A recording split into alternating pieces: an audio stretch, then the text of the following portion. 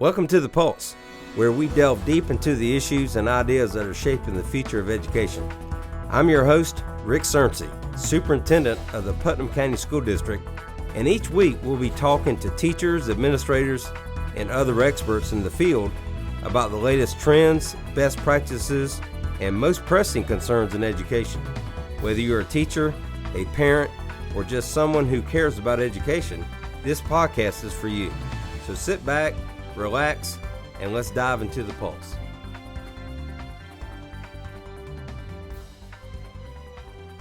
Welcome back to our podcast. This is Rick Surrency. I'm the superintendent of the Putnam County School District, and I'm very happy today to have two of my colleagues join me and talk about the Putnam County School District virtual program that we have that has really been a great service for many of our students.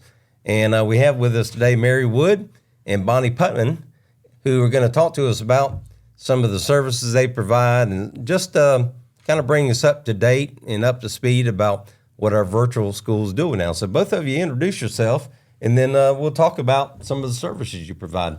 Mary? All right, Dr. Surrency, thank you. I'm Mary Wood. I'm principal of our virtual school, but I wear a number of hats, and I have been in Putnam County for 36 years now, and I now wear the hat of coordinating homeschool as well as our virtual program. So those of you that are homeschooling, hello, you might not have seen me before now. Well, welcome, Mary. Glad to have you. And Bonnie? Hi, my name is Bonnie Putman. I've been in public education for 27 years. This is my fifth or sixth year, maybe more, in Putnam County.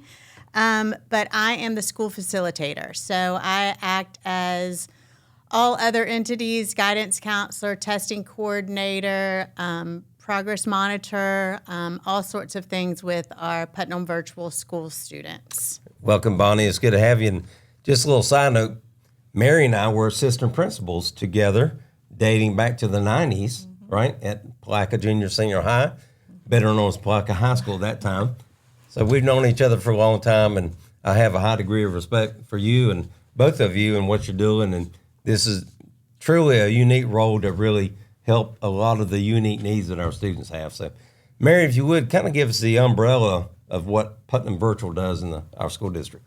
Sure, and you hit the nail on the head with the unique, and that's really what we are. We solve some unique needs that students have and families have in our community. So we have Putnam Virtual School, which has been around 10 years or so. That's our flagship. That's our public virtual school. It's a regular school. We have a graduation ceremony just like the other high schools, cap and gowns. All the same requirements for regular public schools. We get a school grade, and good for us. We were an A this past school year. So that was the existing program, and everybody learned a little bit about virtual learning during the pandemic, and of course it has evolved quite a bit. And we saw a need after,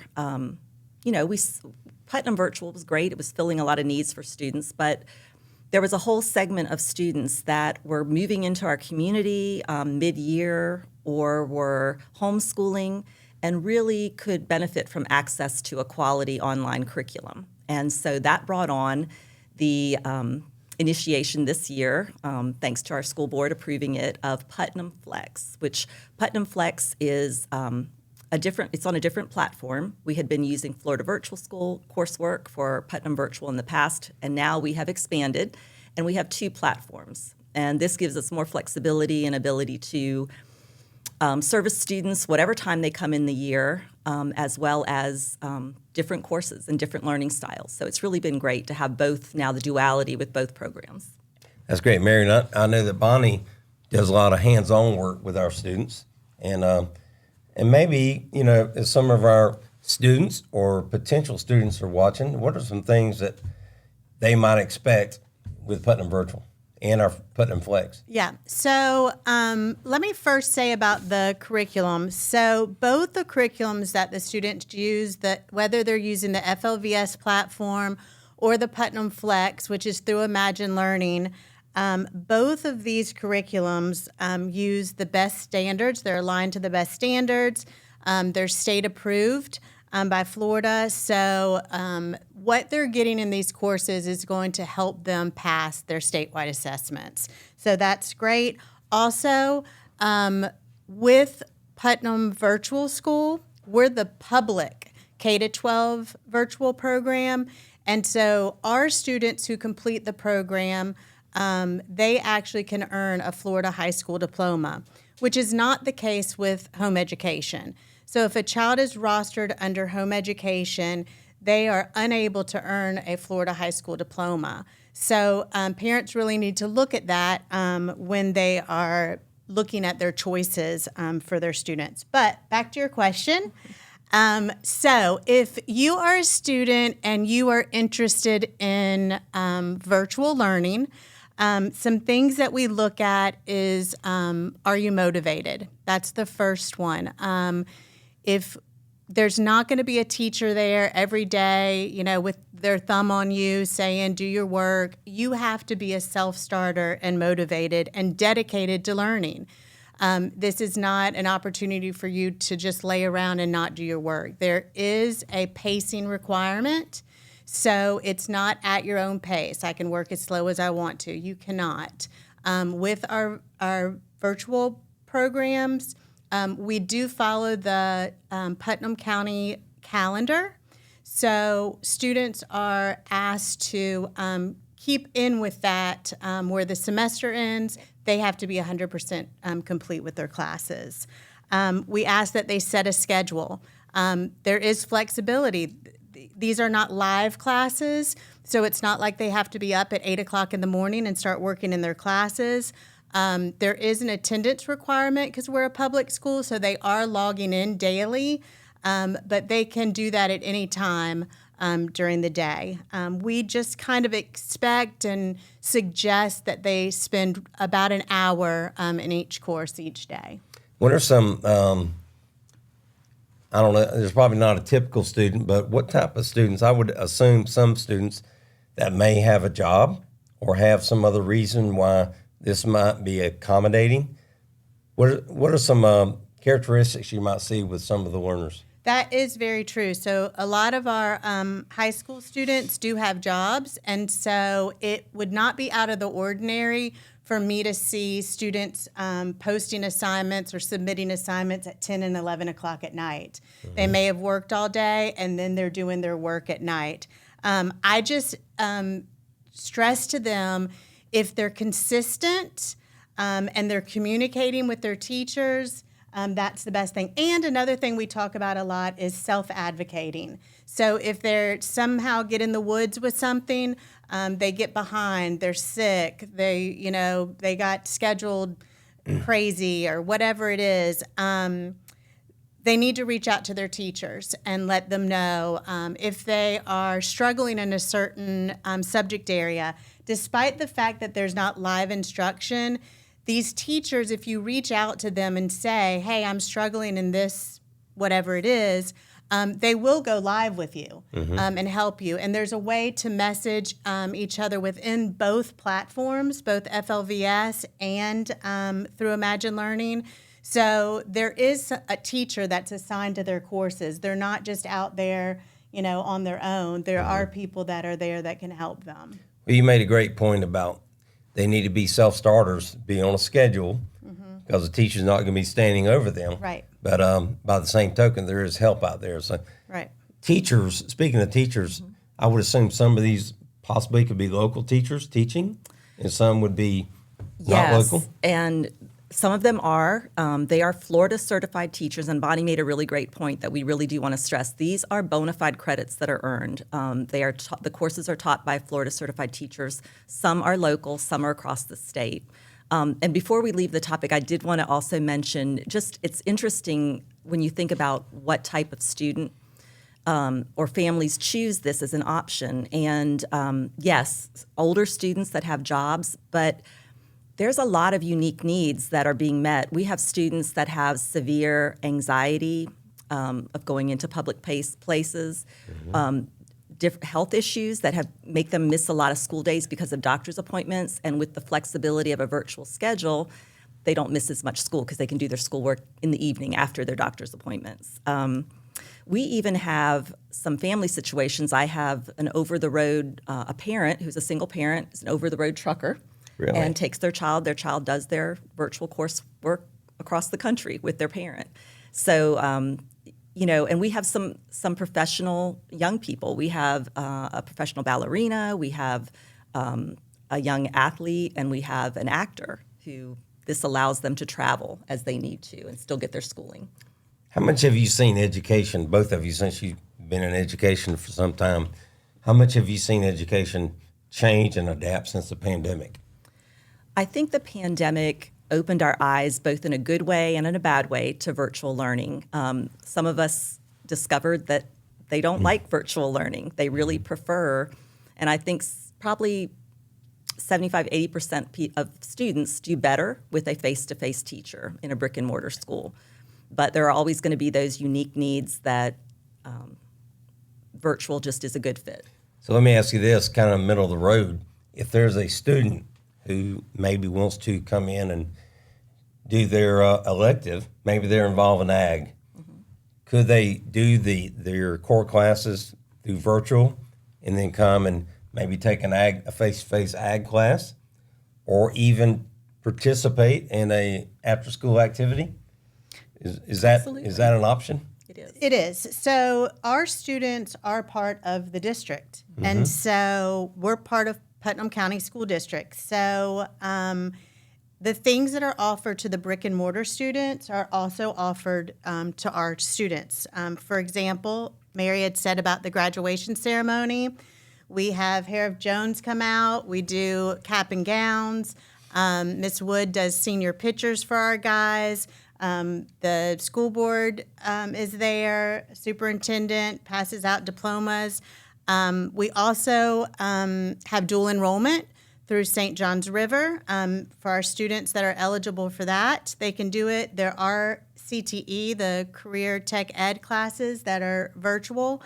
Our students receive guidance counselor services, the resiliency and mental health services, ESE services, they receive all that. And also our students have opportunities in events that the district holds, like Girls Can. We actually have a group that is going to the Brave Summit. We've done that for 3 years now. We've taken a group of virtual students down to the Brave Summit in St. Augustine. We had a group at Feed the Need, teen hunger packing event last night. We have a student who's doing the Raise high school tutoring. So all of these things are opportunities that our students are involved in and have access to as still being part of the district, even though they are virtual. And I think the great thing is, Florida is really leading the way in school choice, and this is a choice. We want to provide that option that meets their needs. And like you say, not everybody functions well in a brick and mortar school. So I commend you for doing that. I was talking a minute ago about, if a student wanted to come to the brick and mortar school to take a career and technical education class, whatever that is, or, any kind of elective, that is an option. But I think some students might need an option where they could come and take a class in their core subjects. So could you tell us what that might look like if that were the case? Sure. Technically, we call it a cross-entity enrollment, where they predominantly have their virtual coursework, the bulk of it. But we had a student, as an example, who struggled learning math virtually. And the parent really wanted them to have that particular class face-to-face, and that can be arranged. And they, of course, have to have their own transportation to get to the school for the time period that it's offered. But it can be a great solution. Again, that flexibility to meet those unique needs is what the virtual learning gives us. Well, I'm glad you pointed that out, because it's one thing to be able to come and take an elective class, but if you're really having trouble in a core class, those ones that are required for graduation, we want that option as well. So as we close today, I want to provide, if y'all could state information about if someone's interested in becoming a student in virtual school or just have a question. Could you share some of that information? And we'll also put it on the screen for our audience. Sure. Well, our public virtual school, unfortunately, is closed for this school year now. That deadline has come and gone. As far as enrolling In the actual full-time public school. But we encourage you to go to the district website, navigate to Putnam Virtual School, and starting in May 1st. May 1st, our application will open for next school year. And that would be how you could get involved if this sounds like something you might be interested in, or even just call us at the district office for more information or email us. Our email address is there on the screen, and please reach out to us if you have any questions. And how many and you might have mentioned it, how many students do we have enrolled now in our virtual program, approximately? Yeah, I'd say about 150, somewhere around there. That's between great. 100, 150. It's a small, manageable number. We don't, we like to keep it small that we can really provide a lot of Bonnie's cheerleading and motivating and monitoring. And when I went to the graduation ceremony, I'll never forget some of the students talking about how you were very motivating to them and encouraging both of you. Yeah. But I think you have a lot more contact with them on a regular Weekly basis. basis. That's good. So, we talk about candidates for who might be good or have a good fit for our virtual program, whether it's Putnam Virtual, whether it's Putnam Flex. I know we have several hundred students who have chosen the homeschool route. So if any of those students have an interest in maybe looking at, say, Putnam Flex, talk to me about how that might be a benefit to them. Sure. And our homeschool students are really who we initially started Putnam Flex for, because I would get contacted by so many parents, homeschool parents, that were struggling with signing up at FLVS. And so we really wanted to be able to provide more assistance and more monitoring and more help to the families. And so I really encourage homeschool families to consider signing up for Putnam Flex. It's a great option. You know that the curriculum is aligned to the best standards, and Florida certified teachers are teaching the classes. So it's really just a great curriculum for homeschool families. And especially homeschool, and I never have done it, but if I'm a parent, I can just imagine, the amount of time it might take a parent to teach your child. Nothing against that, but this is an opportunity where their child can be home and receiving an education that covers all the Florida standards. So. Absolutely. And with all of the students that are homeschooling with PEP scholarships, we can also serve PEP scholarship students now. We are a vendor for the state. So that's also an exciting new development. So I want to thank you both for being here, and I think this is a tremendous choice for our students to help meet their unique needs. And we just look forward to what happens in the future. And thank you all for tuning in. And we'll bring you back if there's any updates, okay? All right. Sounds good. Good. Thank you. Have a great day.